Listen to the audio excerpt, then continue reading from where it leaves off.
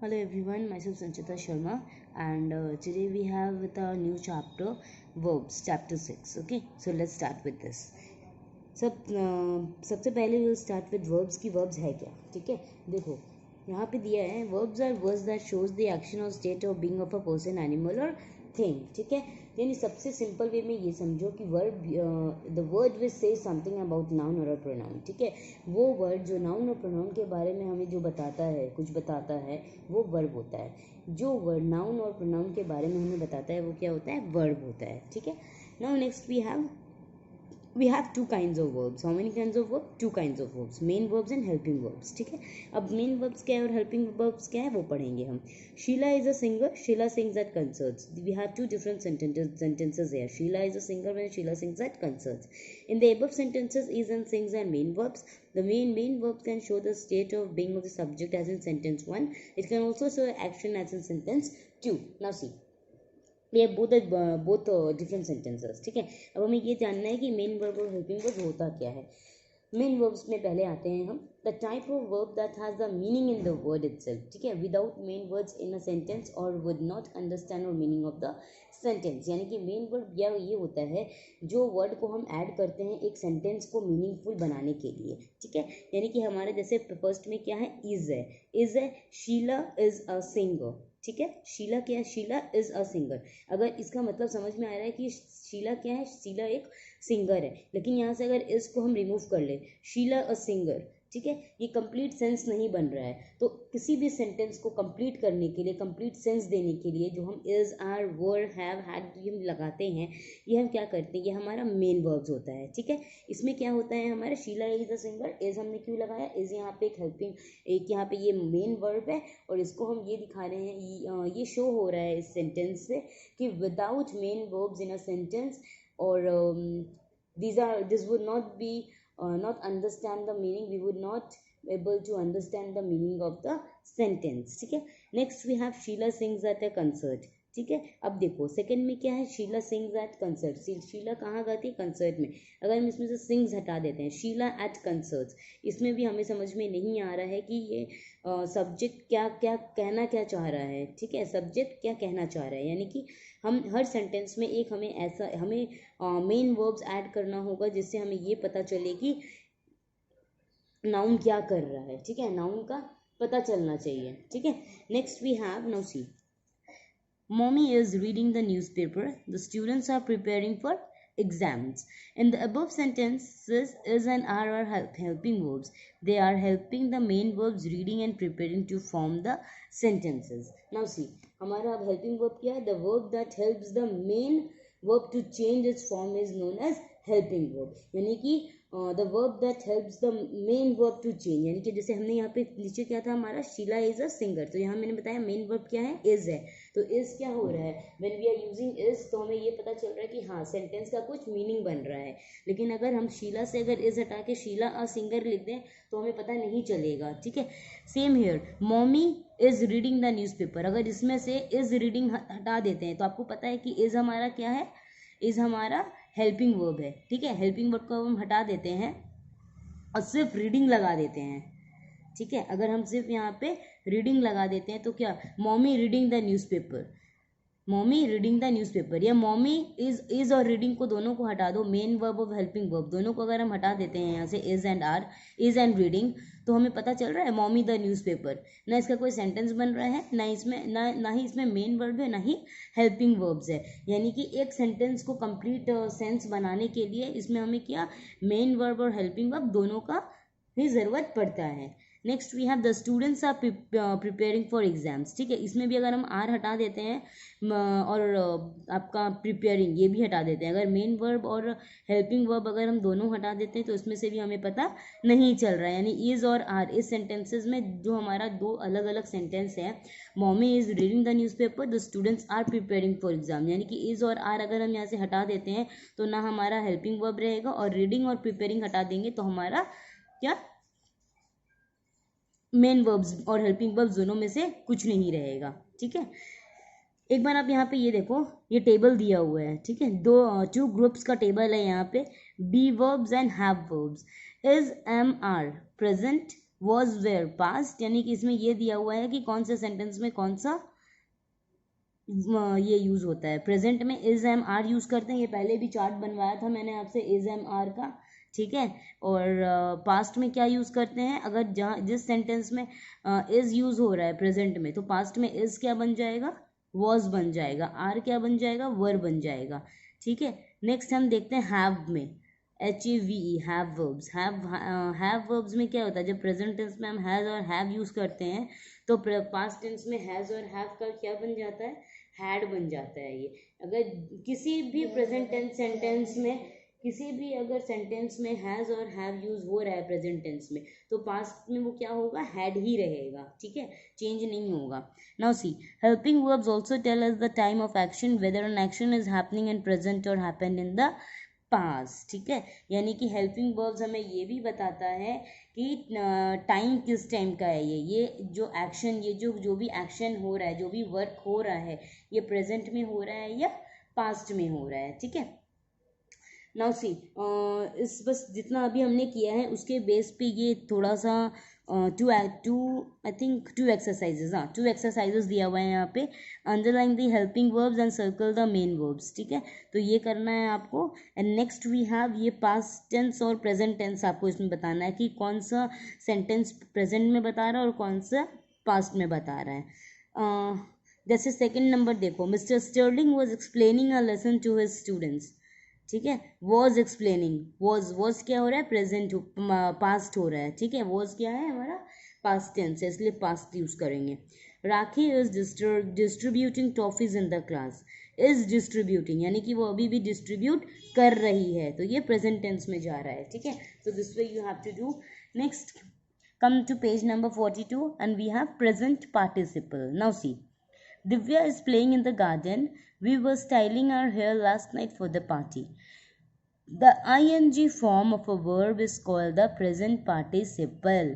Ing form verb, playing, dancing, styling, cooking, singing, ये हमारा क्या है, इसे हम प्रेजेंट पार्टिसिपल कहते हैं, ठीक है।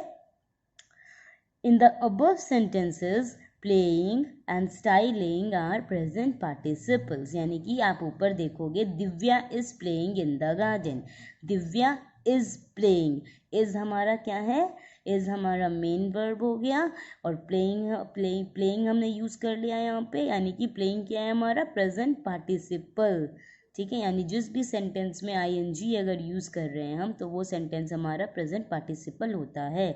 The present participle comes after the helping verb in a sentence, ठीक है। और प्रेजेंट पार्टिसिपल कब यूज करते हैं, हेल्पिंग वर्ब के बाद। हेल्पिंग वर्ब क्या है हमारा यहाँ पे, Divya is playing in the garden. Next, present participle always need helping verbs to make sense, ठीक है। अब देखो, present participle always need helping verb, present participle जो सेंटेंस होते हैं, यानी कि ing वाले जो सेंटेंस होते हैं, उसको हमेशा हेल्पिंग वर्ब चाहिए होता है एक सेंस बनाने के लिए। Suppose I am eating noodles, I eating noodles, तो आई एम ईटिंग क्या है हमारा यहाँ पे हेल्पिंग वर्ब्स है, तो हेल्पिंग वर्ब हमें चाहिए होता है किसी भी प्रेजेंट पार्टिसिपल सेंटेंसेस को सेंस बनाने के लिए। Now see, read these sentences. It's a confusing idea. You are confusing me. I am boring you with my lecture. It was a boring lecture. ठीक है। अब देखो, the present participle can also be used as an adjective. In sentence 1, confusing in an adjective describing the noun idea. ठीक है। Sentence 2 में क्या है, confusing is a main verb. Next we have boring is a main verb. Now see, in sentence 4, boring is an adjective describing the noun lecture, यानी कि it was a boring lecture, क्या boring था, lecture बहुत boring था, यानी कि यहाँ पे क्या हो रहा है, boring एक adjective ओपन किया, और adjective किसको डिस्क्राइब कर रहा है, noun को डिस्क्राइब कर रहा है, noun क्या है यहाँ पे, lecture, यानी it was a boring lecture. Now see, again base of these little bit of present participle का जो टॉपिक था उसके बेस पे ये एक्सरसाइज है, ये करना है, ठीक है। Next we have subject verb agreement. Now see, Kim kills dogs, ठीक है, पहले सेंटेंस पढ़ते हैं। Kim kills dogs, elephants eats bananas, we go to school, he likes to swim, an elephant eats bananas, Ishan and Tanya like cats, She goes to school. I go to school. Now see, for singular subjects such as Kim, an elephant, he and she, singular verbs like eats and goes are used. ठीक है? For the plural subject, singular subject जैसे हमारा क्या है, किम है, an elephant है, ही है, she है, ये हमारा सिंगुलर वर्ब्स है. ठीक है. Likes, eats and goes are use, यानी इसमें क्या यूज होता है, लाइक्स, ईट्स एंड गोज. ठीक है. For the plural subject such as Ishan and Tanya, elephants and we, the verbs used are also plural such as like, eat and go. ठीक है. अब देखो, जहाँ हम सिंगुलर सब्जेक्ट यूज करते हैं, सपोज यहाँ पे किम किया हमने, एलिफेंट्स किया, we, he, I, she, an elephant, Ishan and Tania. अब इस सेंटेंसेस में जहाँ सिंगुलर है वहाँ हम क्या करेंगे, वहाँ हमारा वर्ब्स क्या होगा, लाइक्स, ईट्स, गोज, ये यूज होता है. लेकिन जहाँ प्लूरल सब्जेक्ट है वहाँ हम क्या यूज करेंगे, जो वर्ब होगा वो भी हमारा प्लूरल यूज होगा, लाइक, ईट एंड गो. ठीक है, ये यूज होगा. With I and you, I और यू के साथ क्या होगा, the verb used is always plural, so the verb go is used in the last sentence. The subject and the verb in a sentence must always match in their form. This is called subject verb agreement. ठीक है. अब देखो, read the tables to learn more about the uses of singular and plural verbs. ये table जब आप पढ़ोगे तब आपको समझ में आएगा सिंगुलर और प्लूरल verbs के बारे में. With singular countable nouns, that table is broken. ठीक है. With singular countable nouns, यानी कि जो सिंगुलर हमारा काउंटेबल नाउन है, काउंटेबल नाउन मैंने पढ़ाया था सबको, तो जो सिंगुलर काउंटेबल नाउन्स है उसके साथ क्या करेंगे, that table is broken. That table is broken. With uncountable nouns, अब जो uncountable है, जो काउंट नहीं किया जा सकता, जैसे sugar, the sugar in the bowl is not enough. ठीक है.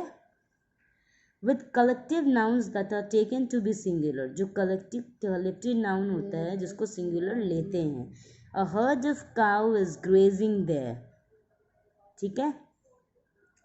With numbers like money, weight and distance, पैसे, weight हो गया, distance हो गया. 20 kilometers is a long distance to cover on foot. ठीक है. Now see, uses of plural verb. Plural verb के साथ देखते हैं क्या है. With plural countable nouns, those tables are broken. ठीक है. With two singular nouns joined by and, Rishi and Renu are good friends, यानी कि हम जब दो अलग अलग नाउन के बारे में एक साथ बात करते हैं, ऋषि एंड रेनू, ऋषि और रेनू अलग अलग है लेकिन हम इसे क्या कह रहे हैं, नाउन्स को ज्वाइन करके बोल रहे हैं. तो Rishi and Renu are good friends. With noun that are always plural, my trousers are torn. With collective nouns that are taken to be plural, the players to the cricket team are happy with their coach. With I as the subject, अब जहाँ पे I use होता है subject, वो क्या होगा, I sing loudly. जैसे कि अपने बारे में, अगर I मतलब अपने बारे में जब बताते हो. ठीक है. तो अभी आप लोग का बस इतना ही है. You will not have more than this. So now see, if you will have any of the doubt regarding this, what you will do, you will just give me a call. और हम जब zoom का class करते हैं तो please please please आया करो class में and try to understand. Zoom में ही मैं समझा दूंगी. ठीक है. And rest book work, notebook work, everything. You now see, wait, notebook पे अगर मैं आती हूँ, ये सब तो बुक वर्क है. ठीक है. You have to do the comprehension. ये this one you have to do in the book itself. ठीक है. ये बुक में ही कर लेना क्योंकि इसमें प्लेस है लिखने के लिए. So you can do this out here only. ठीक है. And then you will do this worksheet.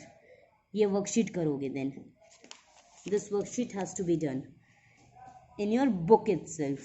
You will do this one in the book itself. और नोटबुक के लिए I have given you, you can just go through with that website, PDF download करके, and then you have to do in your fair notebook. And if you have not understood the chapter, if you have not understood something, you can give me a call. I'll explain you then and there. Okay. Till then, take care.